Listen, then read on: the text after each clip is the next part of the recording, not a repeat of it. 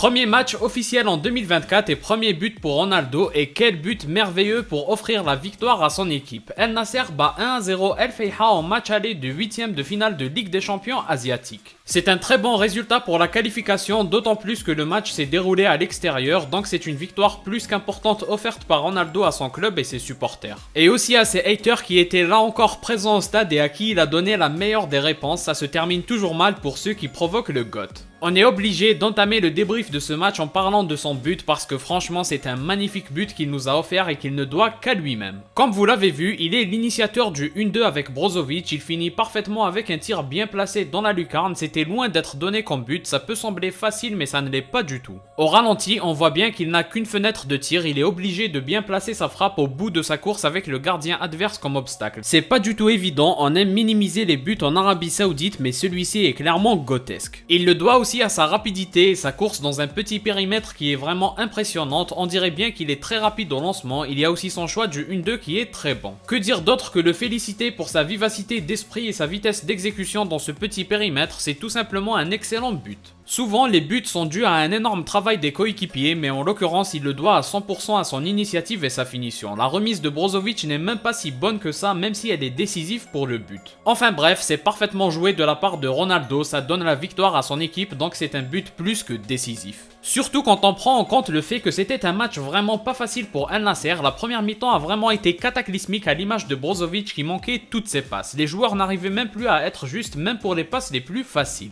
La seule véritable occasion de cette première mi-temps, c'est dans le temps additionnel. Ronaldo a eu l'opportunité de mettre un premier but qui aurait fait beaucoup de bien, mais le gardien s'est interposé et a stoppé son tir. Sur cette action, on peut certes en vouloir à Ronaldo, mais son idée de faire un contrôle de balle poitrine est vraiment bonne, c'est plutôt le contrôle raté qu'on doit lui reprocher, même si attention ce n'est pas évident là encore parce qu'il est gêné par le saut du défenseur qui tente de dégager de la tête. Toujours est-il que le contrôle de CR7 est un peu trop lointain et provoque un cafouillage, mais il réussit quand même à frapper du pied gauche. Malheureusement, puisqu'il était déstabilisé, son tir n'était ni puissant ni bien placé et donc le gardien a été en mesure de l'arrêter assez facilement. La deuxième mi-temps, c'est une toute autre histoire. El Nasser s'est montré bien plus dangereux, ils ont clairement dominé en étant plus justes dans les passes et dans les choix, les situations dangereuses se sont multipliées, Ronaldo a failli en mettre une de la tête mais là encore c'était pas facile à mettre. Et enfin, c'est vers la fin de la rencontre qu'il réussit à libérer les siens pour donner une belle conclusion à cette domination et à ce match en général. Je pense qu'on est quand même d'accord pour dire que El Nasser mérite sa victoire, on sentait la même mise sur le match malgré les nombreuses erreurs. En deuxième mi-temps, il n'y avait plus photo entre les deux équipes, El Nasser avait largement le dessus et grâce à Ronaldo, ça a fini par payer. En tout cas, c'est de bon augure pour la qualification en quart de finale, on voit mal El Nasser perdre par 2 buts d'écart ou plus face à cette même équipe.